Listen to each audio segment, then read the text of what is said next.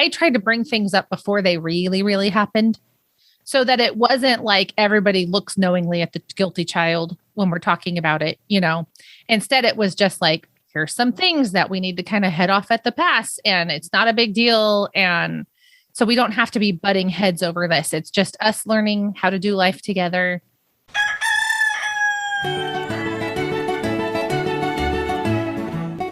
This is Your Morning Basket, where we help you bring truth, goodness, and beauty to your homeschool day.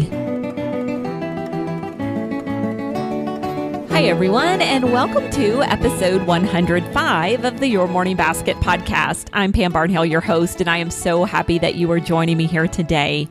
Well, on today's episode of the podcast, I am also being joined by a very good friend of mine, Brandy Vencel, one of my fellow School sisters, and we're going to be talking today about using the time in your circle time, especially during the holiday season, to work on some manners with your kids. Now, holiday manners can be tough because the holidays usually only come about once a year, right? And so it's been a long time since the last time our kids have kind of had to put these holiday manners on. And there's some special subtleties that come with navigating family and friends and everything that's going on at Christmas time. And so Brandy Vencel noticed she had a few little rough edges with her kids one year and decided that circle time during the holidays was a great time to tackle these issues. And she turned it into almost a devotional that she is going to share with us. Now, we're going to give you the download link to go download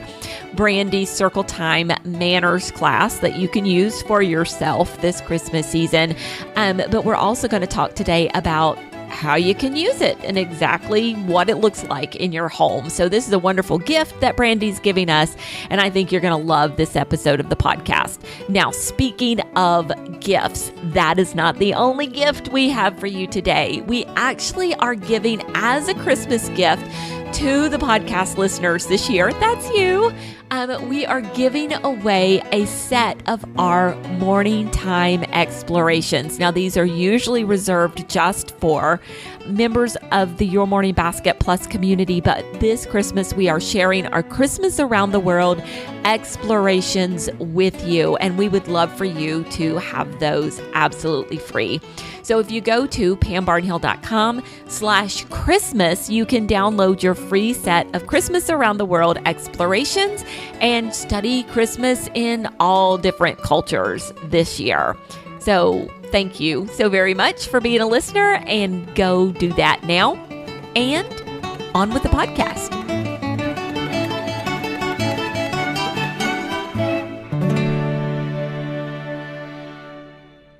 Brandy Vencel is a Charlotte Mason homeschooling mom of 4 and the host of the popular podcast School Sisters.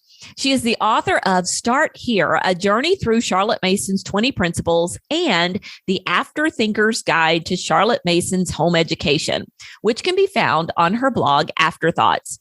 Brandy has a heart for serving classical and Charlotte Mason homeschooling moms through the Ambleside Online Auxiliary Board and the School Sistership, a community founded by the School Sisters for moms seeking camaraderie around big ideas in education. Brandy, welcome to the podcast. Thank you. Glad to be here. Or you really should say welcome back to the podcast, because I think this is about your third or fourth time. I think so. I try to get you to let me come here every once in a while. Well, we love to have you because there are such great, big, wonderful, juicy conversations that we always have. But for anybody who might be new and just listening to this one first, could you start off by telling us a little bit about your morning time? Sure. So my oldest actually graduated in, I'm like, how am I forgetting this? 2020. And so this is our this is our second full year. All right, I'm doing the math and I'm feeling like I'm wrong, but I'm actually not wrong. So this is our second full year of morning time without him, but I still call it circle time, as you know. So we're down to 3, and I have all teenagers, and we only do it about 3 days a week as well, because we have a co-op day and we have one day that we have appointments. And so we're down to Monday, Tuesday, Wednesday, and it's actually working really great. So I'm really enjoying like the teenager circle time. Yes. I think I always thought that I would, but it's been fun to have it realized, I guess. So we do a little bit of everything. I mean, we always start with Bible, and I'm trying to remember to incorporate things like that we did when they were little, like singing, recitation, that kind of thing. But a lot of it is where I put anything that can be combined. So like grammar lessons, I don't think they all need to be in different levels of grammar. So we do all of that together. Church history is there. What else is there? Oh, we're actually doing grammar of poetry, which is like a poetry curriculum. Yes. And I saved that so that I could do all three of them together, because I did like it, but I didn't want to teach it 4 times. And so my youngest one is a little younger than my oldest one was when he did it. And then my oldest child in circle time is older than anybody ever was when they were doing it. But that way I can have all 3 of them together, which is really nice. So we're having a great time. And yeah, I am so glad that we stuck with it and have kept doing it, because there were hard years in the middle, but doing it with everybody as a teenager is just super fun. Oh, I love that. I love that. Yeah, I'm finding that too, because, my youngest is 12. So right. I'm 12, 14, and 16 right now at this minute. So it's really easy to remember everybody's ages. And I will say, I love it just as much as I always have, if not more. Yeah. Yeah, for sure. Yeah, it's just really a lot of fun. And so you do give a thumbs up to the grammar of poetry? I do. When I did it with my oldest, I had the DVDs and we did all of that. And this time I'm just teaching from the teacher's guide, because I've been through it once and I find skipping the step of having to get out a DVD player and get out a DVD and all. I mean, like, I will just not do it because I don't want the hassle of all that. So if I can just get out the teacher guide, crack it open and do it, that works better for me at this point. But I think I didn't really study poetry growing up. So I think the reason why I feel okay doing that is because I did do it with the scripted lessons, with the video lessons the first time. So I feel a little more like I have my bearings, if that makes sense. Oh, so good to know. Good to know. Okay. Yeah. I've heard good things about that curriculum. So, yeah. Okay. So you did something kind of genius a few years ago. And then the lovely person that you are, you wrote about it and shared it on your blog. And I thought that this was something that just really needed to be shared with the world. So at some point you noticed a problem that you had and you set out trying to solve this problem in your morning time. So do you want to tell us, because I think what we're going to break down here, Brandy, is not just the particular problem that you solved and talk about that. That's certainly what we're going to do, but also the fact that you had a problem and used morning time as a way to solve the problem that you had. So we could take this same idea and extrapolate it out to any problem that we might be facing. Yeah. So tell us a little bit about what you noticed a few years ago. It was that my children were completely embarrassing. Specifically, they were embarrassing at Christmas, though they were actually embarrassing in other places as well. But I can be sort of a hands-off mom. And while that can have benefits, I think I just expected my kids to intuit certain things that they then did not intuit. And so we got to this point where they were about, I'm trying to think, how old were they? They were probably like, I don't know, 2, 4, 6, and 8, something like that, when I realized how completely rude they were at Christmas time. And at first I was like, do I have rude kids? But they seem really sweet sometimes. And I just concluded that I just had not actually taught them explicitly what I expected from them. And so they just, said and did whatever popped into their heads, which was sometimes endearing and other times like completely rude. So what I ended up doing was deciding that I was going to put them in manners boot camp before Christmas so that we could have a nice Christmas and I didn't have to be horrified by the rude things they said to their elders. Actually, I was going to look at I pulled up my copy of it so that I could remember all the things I taught them, because I'm trying to remember. I even think there's one that's not in there, but okay, so here's the thing. We didn't do Santa Claus growing up. I mean, we did like the stories of Santa Claus, but we didn't do like Santa gifts and Santa coming to your house and that kind of thing. Right. Well, so one of the things my kids would do is go to Sunday school and ruin Santa Claus for everybody, which is great. And so it wasn't on the list because I figured most people don't have this problem. So in the download that I do, it's not in there. But I actually did have a day of like, you're not allowed to talk to other kids about Santa. Okay, well, as somebody who did do Santa Claus, because my family did Santa Claus, I mean, it never occurred to me not to do Santa Claus. It was just something that my family had always done. And I enjoyed Santa Claus as a kid. And so my kids did too. I really appreciate this because to me, that is a pet peeve of mine, for somebody to feel like they need to ruin Santa Claus for somebody else. Oh, it was so embarrassing because I was like, you make some decisions for your family and then you're not intending to make them for everybody else. But when your kid goes and does something like that, you kind of just made the decision for everybody, which is totally not fair. So, right. Yeah. And so, yeah, I really, really appreciate that. And there are going to be people out there who disagree, and that's fine. I'm fine with you disagreeing with me over this. Right. But I do think it's something that each family should decide for themselves. And so I appreciate the fact that you did that. So, I think something to point out here, Brandy, is that your kids are not special in this situation. Like, they're not especially rude. They're just, I think, normal kids, right? Totally. I totally think it's like a stream of consciousness. Like, if for a good example would be they get a gift and it's something that they already own. And instead of knowing that they should be quiet about that and say thank you, they say what pops into their head, which is, I already have this, which is completely disappointing to great grandma who thinks she picked out this perfect thing that they're just going to love, but who would not have noticed if they just said thank you quietly and, looked at me and knew that I would take care of it later. Right. and so I think so, when kids are little, we really spend a lot of time kind of working with them on building the habits of saying please and saying thank you and being polite and things like that. But I think the problem that we run into when we come up with a situation like this is twofold. Number one, I mean, how many times a year do you get gifts, really? Christmas and your birthday, right? So it's not happening. There are multiple times each day to work with your child and prompt them to say please and thank you. But at Christmas time, it's, Christmas and your birthday, that's about it. The second thing is the subtleties involved.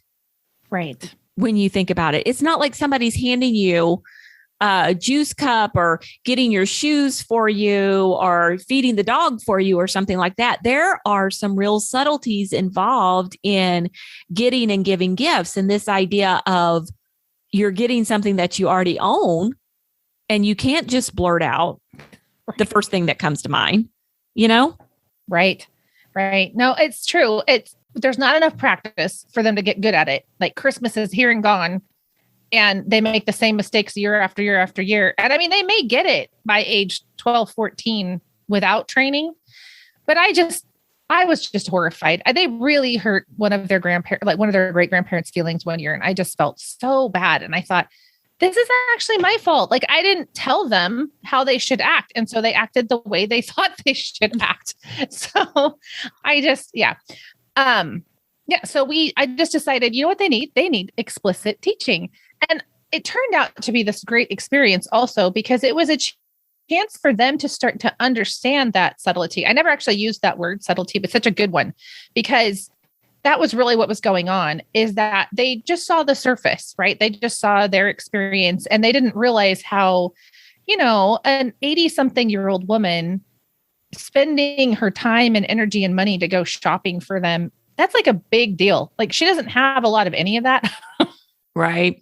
And then there, it's kind of like when you're little, your world is really small. And then when you're really old, your world is really small. And so like her whole world is, making her grandchildren happy and her great grandchildren happy. And so I just didn't want them to be kind of trampling on that for their great grandparents, especially.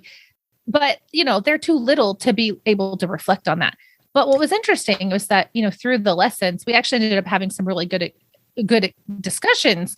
And it was like, especially the older ones, kind of like a little light bulb turned on, like, oh, the gifts aren't just about me. It's actually about also the person who, spent the time to go shopping for me and was thinking of me. And I can say thank you because of their intentions and their goodness towards me, and not just because of what the gift actually is, And so I think that's a maturing process, but we were able to have those discussions younger just because we took time to try to put this together. And it really was a lot of times just me trying to not be embarrassed in public, but there were side benefits. I love that, though. I love that they saw that. And, just before we move on from this particular concept of your kids being kids, or, my kids being kids, because, we've had these same problems before, is that, the kid was just coming out and saying the truth, which is, I have this already. Right. And so because we tell our kids to tell the truth,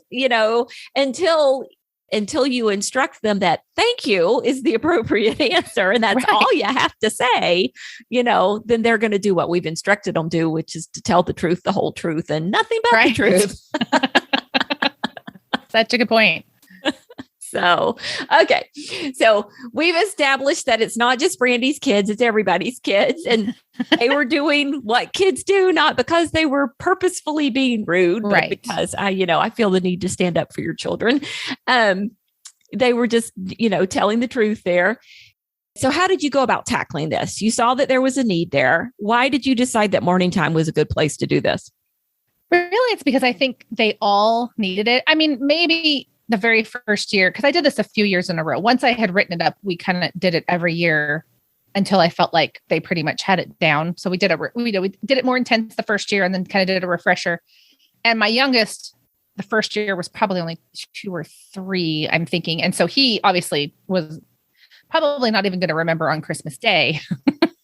but the rest of them, we I used circle time because I felt like they all needed to know it. And so I've always thought of circle time as the place where I do the things that can be done together. So to me, it was just a logical place to put it. But I didn't really anticipate the kinds of discussions we had. And so I'm so glad that I put it there, because it was much more interesting than it would have been to just, take aside maybe my oldest child and teach him, and then later the next one and teach her or something. It was actually ended up being a lot of fun, and getting to see them, basically learning to navigate social situations and think about it in advance. I didn't realize how fun that could be to talk about beforehand. So I love it. I love it. Okay. So you decided to do this in morning time. So how did you go about figuring out how to teach this to your kids? Because I'm going to tell you guys, we're going to include the link for you to go download this from Brandy's blog at afterthoughtsblog.net. And it's going to be afterthoughtsblog.net/Christmas manners. And we're going to include a link in the show notes. But when you open this up, this is not just one page. It's multiple pages. It's 5 whole pages long, because you're teaching 5 different manners in there. And this is pretty meaty stuff. There's a lot in here. It's not just you're telling them, say thank you for your gifts. So how did you go about deciding how you were going to teach these?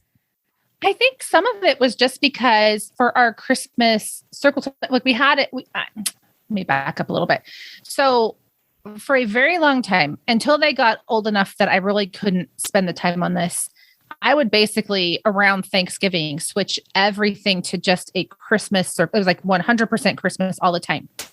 And part of that was just other ways of preparing for Christmas. Like that's what we do during Advent. We prepare for Christmas. And so if I wanted them to know songs to sing on Christmas Day, we needed to practice those beforehand, or those kinds of things. And so I think one of the reasons why I ended up kind of going this route, because it's very scripture centered. Like every day has a little tiny scripture passage, sometimes just one verse, and then it's just a few discussions. And so there's 5 points for every manner, but it's because at that time I was doing circle time 5 days a week. And so there was just one for every day. That's the only reason. But I think I started thinking about this idea of like, I really want their view of manners and how we treat other people to be scripture centered. And so I wanted to keep pointing them back to scripture and showing them places in scripture where maybe there were examples of this or there were ways to think about this. And so that's really why I chose to do it this way. So every single day has a scripture, and then every single day has some discussion questions. And I did say in the blog post that goes with it, like, if you only do circle time 3 days a week, like I do now, then choose 3. And the questions are for a discussion, which means you don't have to use them all. I mean, it's like I was trying to prepare in advance so that I didn't have to make decisions on the fly. And so I made notes for myself that were very thorough, but I don't think I ever used every single thing that's written down here at any given year. We did it a number of times. It was just like, this was all here so that I didn't have to think. Hey, I love it. I'm all about reducing decision fatigue, let me tell you. So yeah. So and it one time, it almost ends up being like a mini devotional, really. Yeah, it would. Yeah.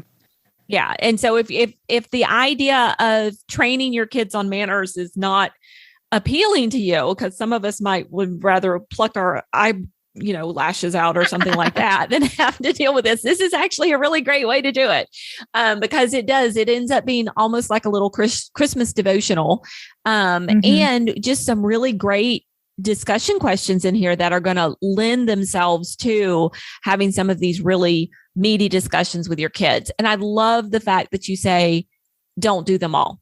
Don't feel like you've got to, there are 25 in here total. And so the idea is not to start on December 1st and do one every day until December 25th. Right. The idea is to use what's there for your needs and leave the rest, because you know what? You're going to come back to it next year. Right. Yep. Because they're not going to get it in 1 year. Remember, because they, only a couple times a year are we getting these kinds of gifts. So someone might not even want to do all the manners. I mean, they could look through the set of 5 and say, you know what, my kids are great on this, but they're really terrible about, I don't know, like one of them's don't brag about your gifts. And this happens in our neighborhood every year. And it's the worst because there's some kids who have a very generous Santa Claus and some kids that don't. And I'm like, oh, I wish that the parents would just tell them not to do it. Right. I just always feel bad for the little boy that doesn't have an intact family and doesn't get a lot of gifts. And it's just really sad. And the other kids are very excited and they don't even realize what they're doing. Right. But, so it's that kind of thing though, where it was like, there was a year where I was like, if we don't get through anything else, that's the one we're going to get through, because I don't want my kids to be the ones piling on inadvertently and making that little boy feel bad. And so, so that was our focus that time, and everything else was like extra if we had time to get to it. But it was just, I picked the manner that for that year, I felt like we really needed to do, because I'd seen what had happened the previous year. So, right. So do you find that, did any of them ever look at you and say, gosh, Mom, we did this last year. Do we have to do it again? I don't remember anyone doing that, but it's possible that they learned enough manners. They're being nice to me. I think the heart behind my question is really this, though. Did you find that the conversations were just as rich year after year? Like, it's totally something you could do every year, and things are slightly going to shift and change depending on their perspective. And it's not something that's just absolutely, right. Their thoughts are going to change because they're getting older. Right. Yes. I do think it was worth it to do it a number of years in a row. And I will say, once I feel like they got it, I stopped. I didn't drag this into the ground and do it every year, even when they were 18 or something. But only because they got it. That's right. That's right. Otherwise, I could text him at college. Here's your discussion question for today. Remember your manners. Yeah. So, I did it a number of years, but I think I did stop maybe before they got annoyed with me. It's possible. But it was definitely worth it to do it many years. And part of it was just because they didn't necessarily remember year to year. Just like they didn't remember their manners initially from year to year. They also didn't even really remember the discussions that we had. It took a few years before they even really got the pattern, because 12 months is a long time when you're a little child. Yeah. It's a huge percentage of your life. And so for them, I mean, for me, it was every year, but for them, it was a lifetime apart, especially for the littlest ones. So it was definitely worth revisiting. And then it was nice too. I mean, having done it with the older children, I feel like at kind of the quote right ages, because they were 6 and 8, they also helped. When I wasn't there, they did police some of what went on. And I heard about this later, but they said, well, I caught so-and-so, starting to brag about her presents. And so I told her to stop. And I said, remember, we don't brag about our gifts. and it was, it was very convenient, because when you're at, a holiday thing and you, as the woman, you're in the kitchen helping everybody with the food, you don't necessarily know what's going on with Johnny so-and-so in the other room talking too much. Anyway, so there was a little bit of that went, like, where the older kids were kind of invested, because they eventually got old enough to also be embarrassed by the antics of the younger children. So, okay, well, Let's talk about those ages for just a minute. So let's say I'm a mom with a bunch of little kids. And so you would think that about 6 to 8 is probably the right age when your oldest is that age. And then just let everybody else come along for the ride. Is that about the right time to start? Yeah, that's what I did. I probably could have started with my oldest a little bit younger. I just didn't think about it. I think I didn't think about it until we reached this critical mass of embarrassment. So, but it felt like the right age, especially when I talk about this discussion style that I had in there, that they were definitely old enough to have a good conversation. And then the little ones did chime in. I mean, it's not like they didn't participate just because they were, 2 and 4 or so. I had a kind of a wordy 4-year-old at the time, so she had a lot to say. Sometimes it wasn't related to what we were talking about, but we had a good time. But I do think with this, I mean, you can teach manners younger than this, but the discussion style, I think, makes them need to be probably at least 5, I would think, to be able to have a good talk about it. It kind of depends on the child, though. Some children are born having conversations. So, and then is there an age where you think you wouldn't start with something like this? I mean, if let's just, throw an 11 or 12-year-old under the bus, if they're still struggling with these kinds of things, I mean, this would still be appropriate even for that age, right?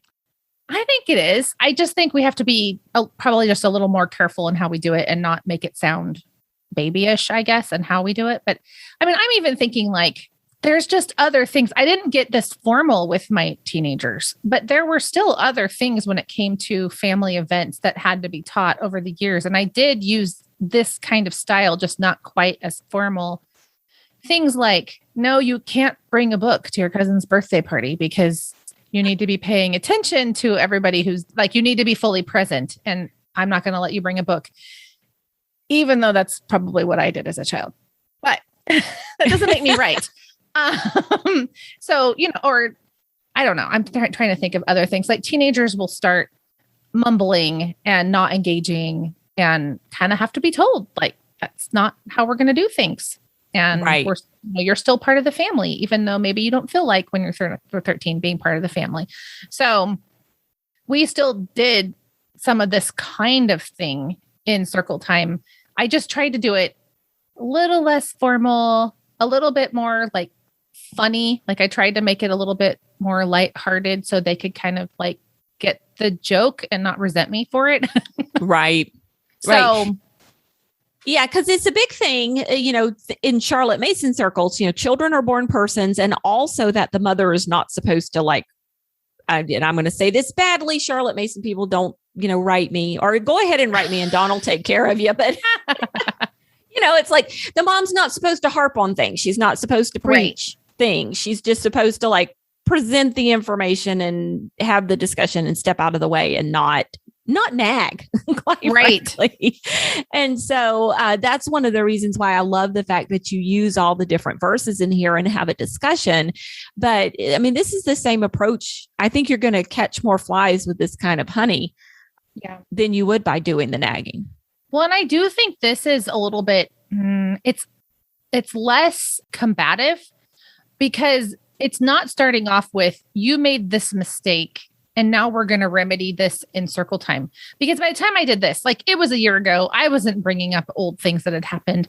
So it's more like, here's how we act. And we're going to talk about this. And we're going to talk about it before anybody makes a mistake. And so it's not like, it's not preaching in the sense that like, it's not like I've identified, all your hidden sins and now we're talking about it. And I kind of feel like it's the same kind of thing when they're teenagers. Like I tried to bring things up before they really, really happened so that it wasn't like everybody looks knowingly at the guilty child when we're talking about it, Instead, it was just like, here's some things that we need to kind of head off at the pass and it's not a big deal. And so we don't have to be butting heads over this. It's just us learning how to do life together.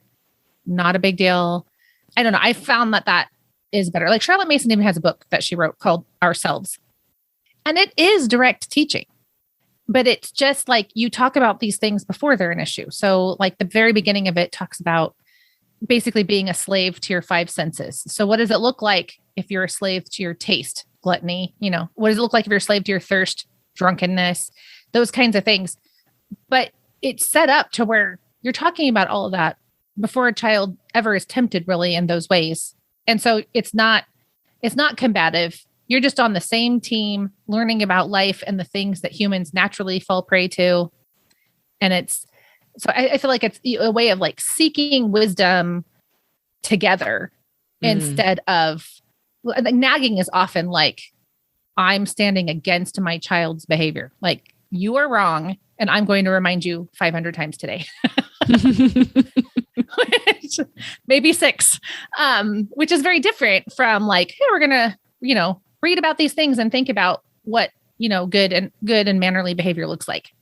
So, okay. So let me ask you, I'm looking at the download right now, and the first manner is to say Merry Christmas.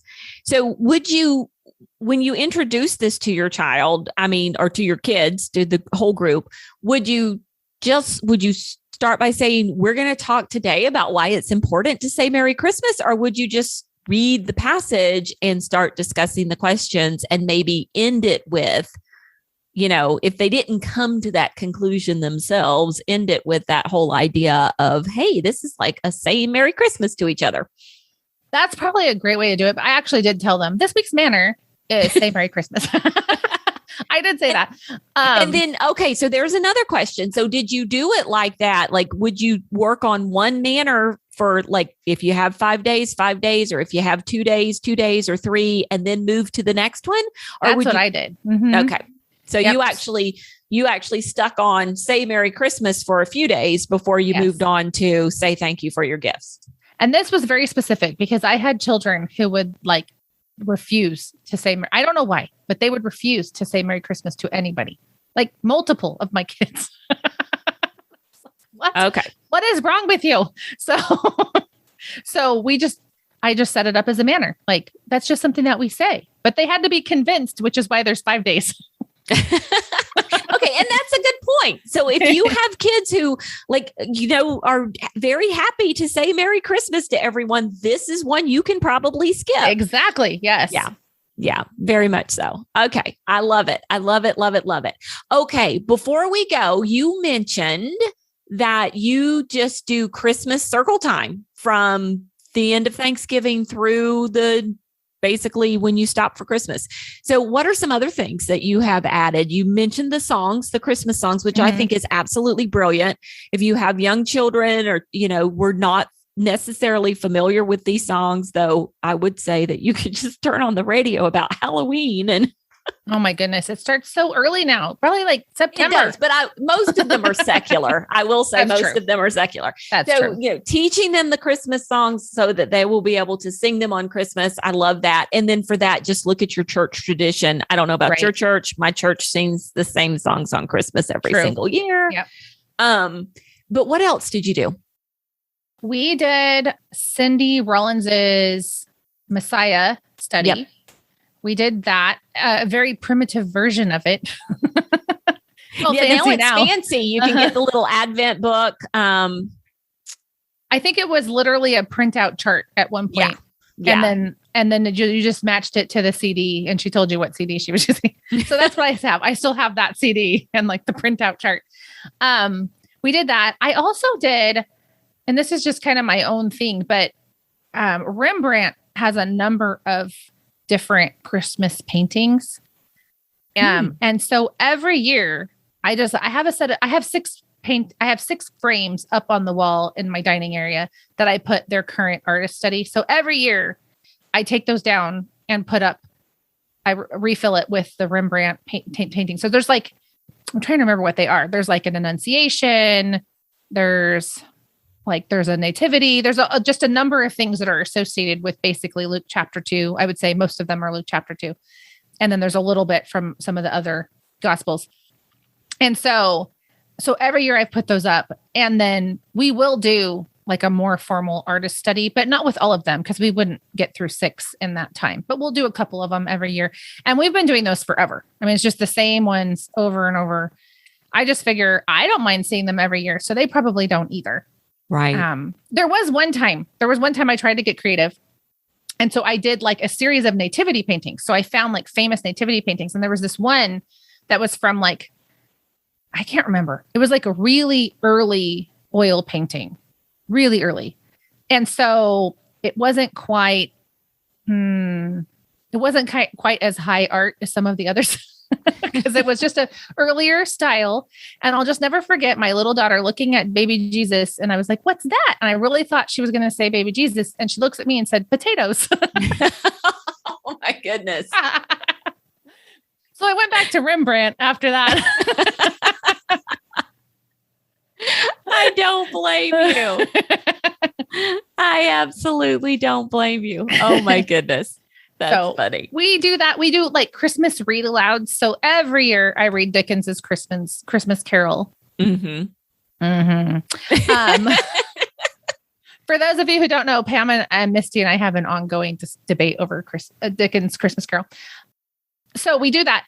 And then I usually choose some other Christmas book. So when they were little, we did Christmas picture books.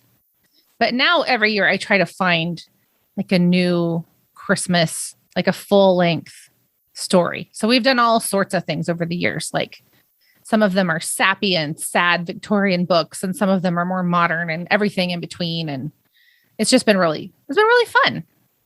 So it sounds like you have a combination of your staples, the things that just bring you joy and you bring back year after year. And then also you put in 1 or 2 new things, to keep it fresh. So I like that. I like that a lot. Like those traditions, but also a little bit of surprise every now and then. Yes. So, and by the way, when they were little, that was all the school we did all day.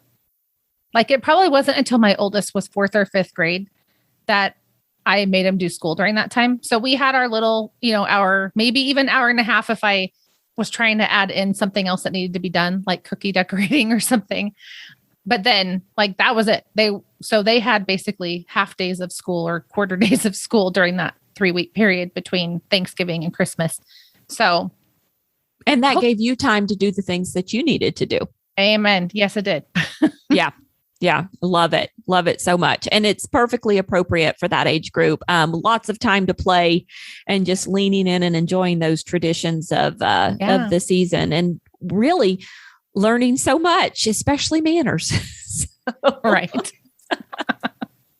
Well, Brandy, thank you so much for coming on here to share with us about how you really solved this problem that you had in morning time. And, that's just what I would encourage other moms is that if you're noticing some habit building that needs to be done, if you're noticing something that, needs to be taken care of in your kids, like morning time is the perfect place to put that kind of thing. So thank you for coming and sharing that example. Well, thank you for having me. It's been fun. And there you have it. Now, if you would like links to any of the books and resources that Brandy and I chatted about today, including her Christmas manners class that you can use in your own circle time or morning time or power hour or whatever you call it, you can find them on the show notes for this episode. Those are at pambarnhill.com/YMB105. 5. So you can get those there. Also, don't forget to pick up your Christmas present from us here at Your Morning Basket. Those are the Christmas Around the World explorations that you can get just by going to pambarnhill.com/Christmas. Now, we got one more podcast episode for this fall season. I'll be back again in a couple of weeks, and we're going to be talking about what you can do when your morning time has kind of fallen into a rut. How do you beat out of a rut and switch things up a little bit and start enjoying your morning time again? So we'll be back with that in a couple of weeks. Until then, keep seeking truth, goodness, and beauty in your homeschool day.